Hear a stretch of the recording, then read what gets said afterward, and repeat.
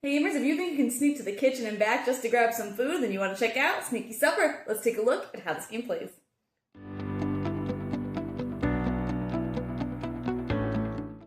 In this game, players are trying to push their luck to sneak off to the kitchen to grab some food at 2 a.m.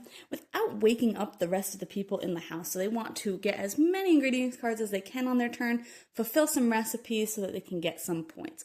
Every turn, the player will start with one card out of the search deck, and then they can choose to take more from the search deck, or they can take one card per turn from the utensil deck. And they're trying to pay attention to how much noise they're making, because if they make 4 or more noise, they will bust. They can use careful tokens to offset the noise on a card that they draw, and so that'll reset that to 0, so that might help them get a couple more cards out. But if they don't have any of those, of course, they're just kind of at the whim of the deck. So if I'm starting with that card, I'm definitely going to pull some more. So now I'm at 2 noise.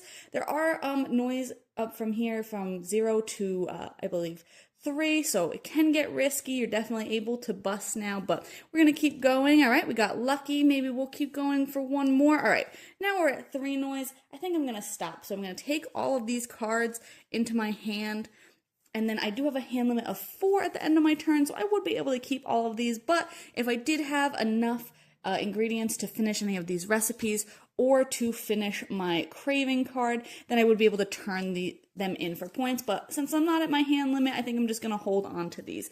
And then play would continue around the table.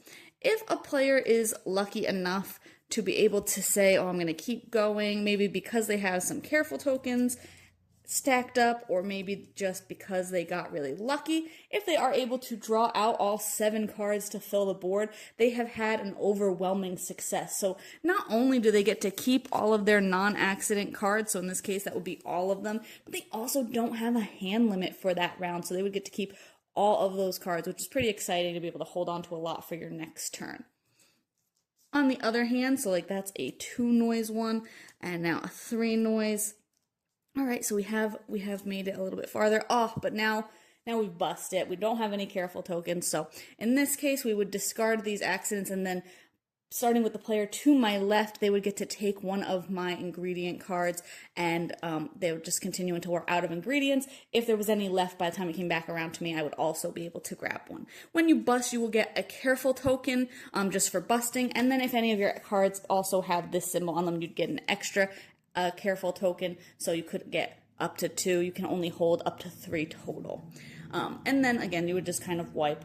When you don't bust, you are able, like I said, to fulfill those recipe cards as long as you have all the necessary things. There's some variants that also let you use careful tokens as well, as you can also use 2 cards as any other 1 ingredient. And then if you complete your craving card, you'll also be able to draw another one to hopefully get some more points there as well. The game will end when somebody hits 20 points, and then you'll kind of just finish the rest of that round depending on kind of who gets those points. Everybody else will get another turn, and then whoever has the most points at the end of the game wins. Overall, I liked this game. I like a push your luck game. I thought this worked pretty well, and I thought that the theme worked well with the push your luck element followed by the contract fulfillment element of completing the recipes.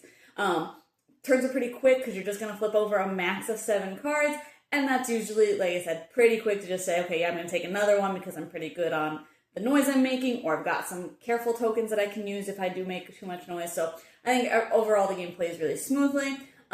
We did feel like there was a lot of cards that we drew that were not needed in some of the recipes, so there was definitely a lot of kind of throwing them out to make room in your hand because you can only hold 4 cards turn to turn, or just trying to use them with the variant to discard 2 cards for any other ingredient. So we kind of made a lot of use of that in general. I do think there's, of course, that every so often you're going to have those really unlucky turns. You know, like I said, there's a push your luck game. There are going to be lucky elements in general, but there's definitely been turns I've seen where people draw only accidents and don't even kind of get a choice of, oh, I'm going to retreat and keep my 1 or 2 ingredients.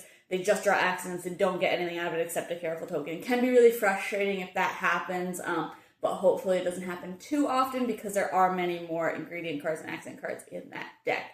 I also liked that there was a reward for that overwhelming success of having 7 cards out, because like that is definitely really possible. I've seen it happen multiple times in the game, and it is really cool when that happens like I said, you're playing it risky, but you do get a nice reward of not having that hand limit if you are able to accomplish it. Overall, like I said, for a push your luck game, contract fulfillment, everything works really well together. I think it's a lot of fun, so if you like those elements in the game, you might like this one, but you can check out my full thoughts on the blog today to decide if this one's for you.